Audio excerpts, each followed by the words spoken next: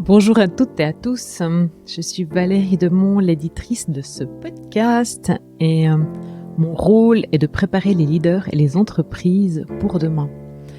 Re-bienvenue dans cette série d'épisodes dans laquelle je profite de me présenter, de raconter comment je travaille, ce qui m'a conduit là, ma vision, ma philosophie de travail et puis pourquoi j'œuvre à tout ça, comme ça. Alors, si vous voulez savoir le pourquoi de cette série, je vous invite à écouter l'épisode précédent. Et aujourd'hui, je vais vous parler de ce que je fais, de mon cœur et de mon core business et quelques activités en fait qui sont peut-être plus ponctuelles et que vous connaissez peut-être pas. Alors, c'est parti. Ok, ce que je fais, je transmets. Je transmets ce que je perçois et vois, ce que je ressens, ce que j'ai expérimenté, ce que j'ai appris. Je transmets de l'énergie, du courage, des outils tangibles et intangibles pour amorcer puis concrétiser chacune des étapes de la transformation de soi, de l'équipe ou de l'entreprise.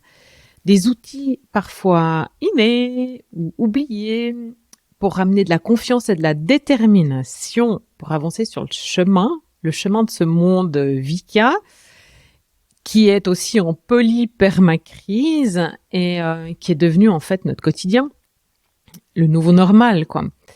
Je transmets aussi des appuis pour œuvrer à demain avec conscience, cœur, sérénité, depuis une belle place en fait pour contribuer à créer le paradigme, le nouveau paradigme, même si en fait, à l'instant T, il est encore inconnu ou flou.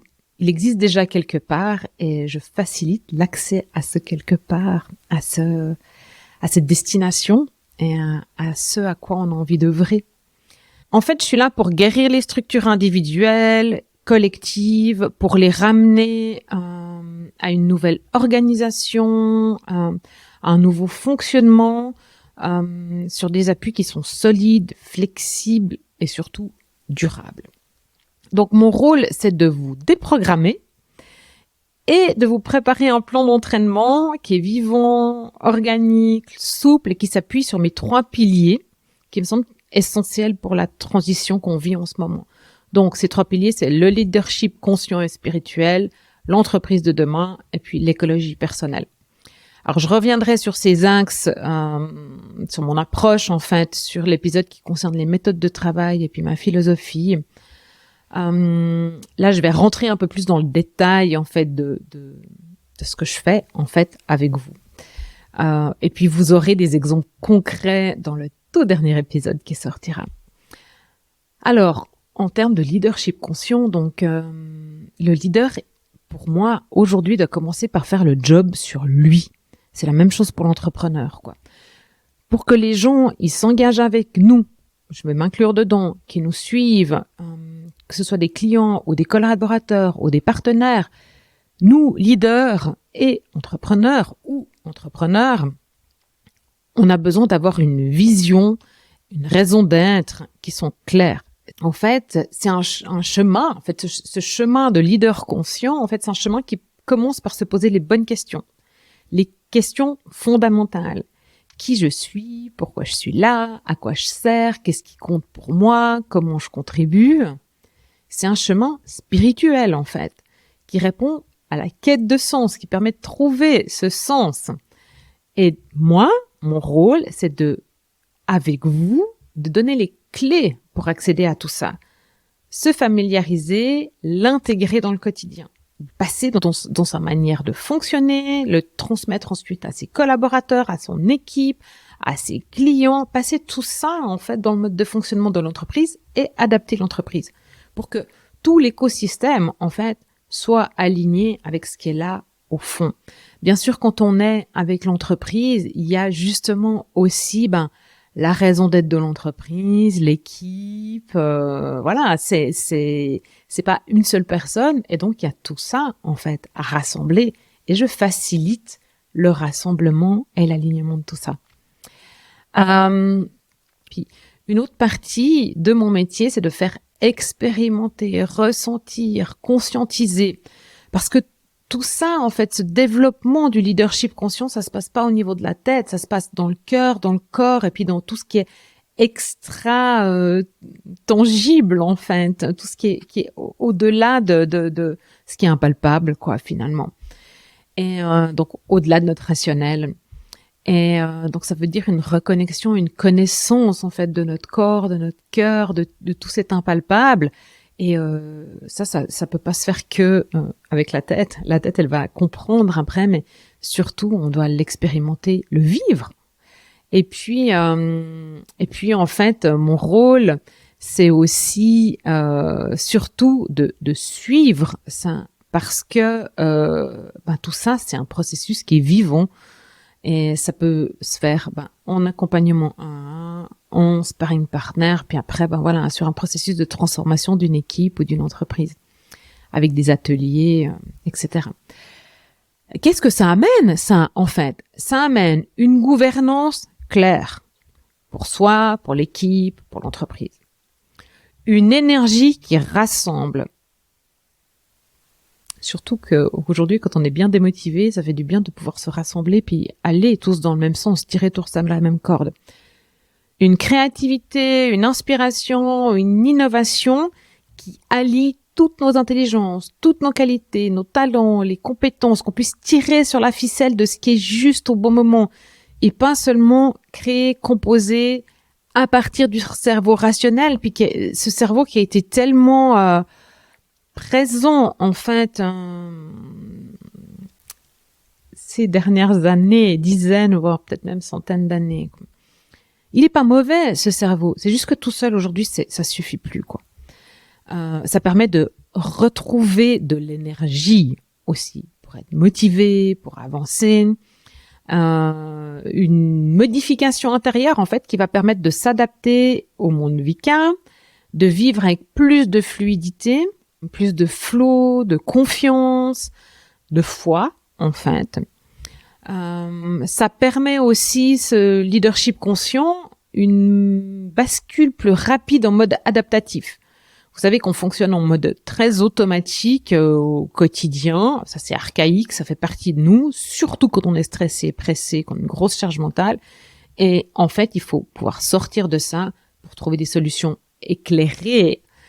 Et en fait, le leader conscient, il sait faire ça. Il passe en mode adaptatif très rapidement. Ça a donné les bases d'une nouvelle culture d'entreprise. Donc, l'expression, enfin, de la gouvernance claire. Et puis après, découlera d'autres systèmes, comme l'adaptation des systèmes, de la biosystémie de l'entreprise, de la vie de votre entreprise.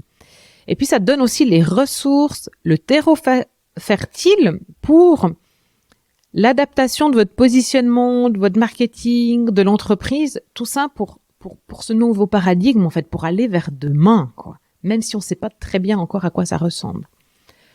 Donc, vous l'aurez compris, le leadership conscient, ça commence par un travail sur soi. Qu'on soit membre de comité de direction, qu'on soit seul, qu'on soit à la tête d'une entreprise, d'une équipe, peu importe, ça commence par nous. Si on fait pas le travail sur soi, on peut pas l'amener après au niveau de l'équipe, quoi. C'est au sein de l'équipe, on n'est pas tous au même niveau, mais c'est la nature et c'est normal. Donc on doit apprendre à composer avec. Et le leadership conscient, ça permet de se comprendre soi pour mieux comprendre l'autre et avancer ensemble au juste rythme. Donc voilà. On découle de ça l'adaptation de la vision, de la raison d'être, valeur, mission personnelle et pour l'entreprise. Puis on espère en fait que celle de l'entreprise, elle est encore d'actualité puis qu'elle correspond au vôtre. Parce que sinon, il y a un problème, quoi. Et puis avec au centre de ça, ce qui est le plus précieux au sein de votre entreprise, c'est-à-dire l'être humain, quoi. Et donc, voilà, votre entreprise demain, votre équipe demain, elle se prépare déjà maintenant, quoi. Alors, j'ai partagé mes visions du futur, des futurs possibles dans la série de 2034. Et tout ce que je fais aujourd'hui depuis le 2019, c'est dans ce but-là, en fait, de créer le futur qu'on souhaite. Donc moi, j'ai tout un tas d'outils pour travailler avec vous là-dessus. Quel est le but de votre entreprise? Est-ce qu'il est toujours d'actualité? Est-ce qu'il est possible encore aujourd'hui? Est-ce qu'il est pérenne dans le monde actuel? Et ce monde qui se dessine, en fait, avec tous les changements majeurs, en fait, qui sont en train de se produire et qui vont se produire. Donc, mon rôle, c'est de vous préparer. Et pour ça, il faut vous rassembler, vous consolider pour ensuite vous projeter, imaginer, créer des possibles, des solutions et des possibles, obtenir des idées depuis un autre état d'esprit que celui qui nous a conduits là aujourd'hui. Parce que si on continue à faire la même chose, en fait, et on voit bien que faire la même chose, c'est plus possible. Et comme je suis visionnaire, je vous disais que voilà, j'ai ces épisodes de 2034 pour vous inspirer, vous montrer aussi tout ça. Mais c'est impossible. Quel est le vôtre? Moi, j'ai accès à vos possibles avec vous, grâce à vous. Mais j'ai aussi la capacité, et ça c'est, c'est inné en moi, de dérouler cette vision dans un plan d'action. Mais je vais pas vous l'imposer. On va composer ensemble. Alors, concrètement, qu'est-ce que je peux vous proposer? Des ateliers de vision du futur, de prospective pour créer à partir du champ des possibles vos différents scénarios et pas seulement à partir d'un processus qui est rationnel, depuis un processus qui est aussi intuitif, sensible. Je peux aussi vous proposer d'ouvrir le dialogue sur les opportunités et les risques de la transformation du travail ces prochains mois, années dans vos entreprises, notamment avec l'installation de manière plus concrète de l'intelligence artificielle. Je ne vais pas vous montrer comment utiliser l'intelligence artificielle. On va discuter ensemble de qu'est-ce qui peut être possible, à quoi peut ressembler le travail, parce qu'il y a beaucoup de peur autour de perdre son travail au profit d'une machine. Pour le moment, on n'y est pas encore, mais ça se prépare, ça s'anticipe et on en discute, parce que sinon, ça crée des univers qui sont sclérosés par la peur, quoi. Et c'est justement pas ce qu'on veut. Je peux aussi vous proposer d'ajuster la vision, la mission, la raison d'être de votre entreprise compte tenu des défis actuels. On peut rassembler et engager votre comité de direction, vos équipes, votre capital humain autour de votre vision, de votre raison d'être et puis vérifier si c'est toujours OK pour eux de contribuer et comment. Et puis après ça, ça se passe dans un plan d'action, donc dans une stratégie que j'appelle aussi des roadmaps organiques parce que on voit bien en fait que les stratégies à 5 ans, elles ont plus tellement lieu d'être. Voilà. Donc voilà, je vous apprends donc justement à fonctionner aussi de manière plus organique, vivante, naturelle, avec conscience de soi, du juste rythme de l'autre. Voilà. Mais pourquoi est-ce qu'on ferait ça? Pour avoir quelque chose à proposer dans un avenir plus ou moins proche. Et donc d'avoir encore, si on a quelque chose à proposer, on a des humains qui vont œuvrer à nos côtés, en fait, pour ça, pour assurer du travail et donc des conditions de vie dignes, décentes aux gens qui œuvrent pour nous, quoi. Et puis en face, en fait, d'avoir un client qu'on respecte, etc., etc. Et puis tout ça, c'est pour anticiper les changements des méthodes de travail qui sont des gros enjeux aujourd'hui, avec l'intelligence artificielle, mais aussi dans les méthodes de travail, il y a aussi ce qui vous donne en fait la matière pour travailler, les matières premières, la main-d'œuvre qui manque, l'inflation, tout ça en fait, ça nous invite à repenser en fait comment on fonctionne et comment en fait on peut travailler autrement et innover dans nos méthodes de travail. Et puis, pour faire tout ça, on peut pas le faire si on n'est pas bien. Je vous le disais dans le premier épisode, on a besoin d'être serein, de savoir revenir au calme, de retrouver une posture assertive, d'être énergisé, motivé, de savoir où on va et pourquoi. Et puis tout ça, en fait, ça peut pas se faire si on est mal, quoi. Donc on a besoin d'avoir une écologie intérieure qui est top, un terreau sain à l'intérieur de nos corps, pour que notre tête, notre cœur, tout ça, ça fonctionne bien. Et puis que on envoie qu'on soit lumineux et brillant, quoi, en fait. Voilà, donc ça veut dire que dans l'écologie intérieure, j'interviens sur la gestion du stress, des modes mentaux, sur la gestion de l'énergie, sur la gestion de la motivation, comprendre pourquoi, qu'est-ce qui motive et pourquoi tout d'un coup on est démotivé ou on n'a plus d'énergie, parce que c'est très lié l'un et l'autre.